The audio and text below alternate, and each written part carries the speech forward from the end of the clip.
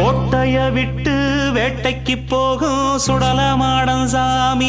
சுடலமாடன் சாமியும் நான் தான், பூசாரி நீதான் சூடை ஏத்திக்காமி. கோட்டைய விட்டு வேட்டைக்கு போகும் சுடலமாடன் சாமி.